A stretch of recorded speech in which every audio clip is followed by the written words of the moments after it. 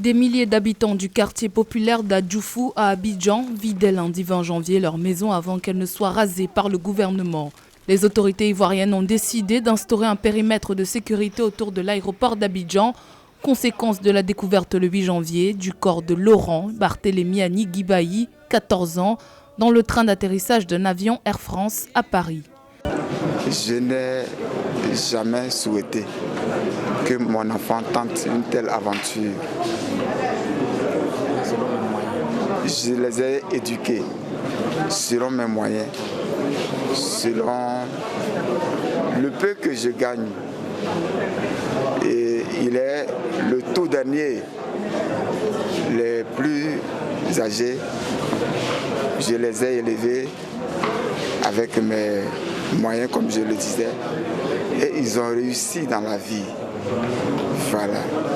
Donc, je lui donnais ce que je pouvais et que ce que je pensais être nécessaire pour lui, pour assurer le quotidien. Le gouvernement veut créer une zone tampon de 200 mètres autour de l'aéroport pour éviter que cette tragédie qui a ému tout le pays se répète. Le quartier d'Adjoufou, qui compte environ 25 000 habitants, sera donc partiellement détruit. Les travaux de démolition ont débuté ce lundi.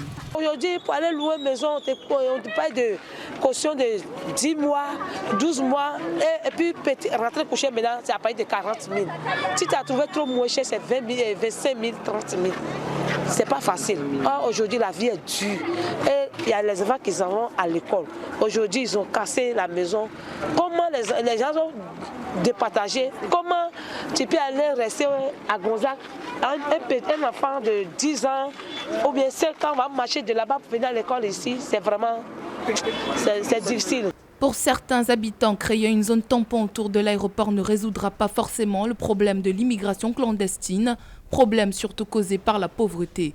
Ces derniers déjà démunis affirment par ailleurs que le gouvernement ne les indemnisera pas pour ce déménagement. Regardez, nous sommes en train de dégager. Où allons-nous aller? Il n'y a pas d'endroit. Moi particulièrement, actuellement, mes amis sont en train de faire leur coup. J'ai dû disperser mes affaires chez certaines familles. Je ne sais pas comment faire même pour les récupérer pour pouvoir aller à l'école. Franchement, il faudrait que le gouvernement ait pitié de nous. Qu'il nous laisse au moins un délai pour que nous puissions terminer les études avant qu'ils puissent venir nous faire des...